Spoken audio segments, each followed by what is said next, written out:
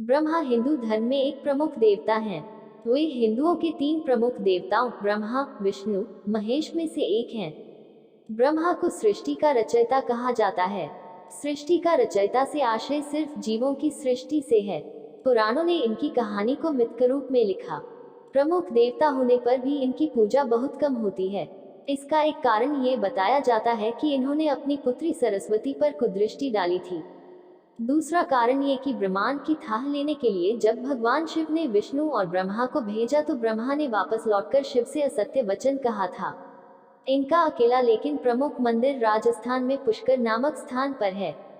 कई लोग गलती से इन्हें ब्रह्म भी मान लेते हैं, जबकि ब्रह्म शब्द ईश्वर के लिए प्रयुक्त होता है।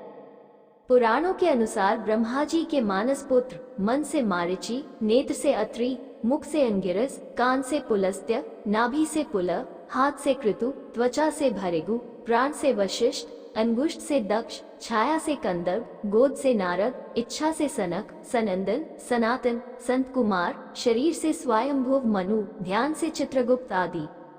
पुराणों में ब्रह्मा पुत्रों को ब्रह्म आत्मा वैजायते पुत्र ही कहा गया है। ब्रह्मा ने सर्वप्रथम जिन चार सनक, सनंदन, सनातन और सनय कुमार पुत्रों का सृजन किया, उनकी सृष्टि रचना के कार्य में कोई रुचि नहीं थी। वे ब्रह्मचर्य रहकर ब्रह्म तत्व को जानने में ही मगन रहते थे। इन वीतराग पुत्रों के इस निरपेक्ष व्यवहार पर ब्रह्मा को महान क्रोध उत्पन्न हुआ। ब्रह्मा के उस क्रोध से एक प्रचंड ज्योति ने जन्म लिया। उस समय क्रोध से जलते ब्रह्मा के मस्तक से अर्धनारीश्वर रुद्र उत्पन्न हुआ। ब्रह्मा ने उस अर्धनारीश्वर रुद्र को स्त्री और पुरुष दो भागों में विभक्त कर दिया। पुरुष का नाम का और स्त्री का नाम या रखा। प्रजापत्य कल्प में ब्रह्मा ने रुद्र रूप को ही स्वयंभू मनु और स्त्री रूप में शत्रुपा को प्रकट किया।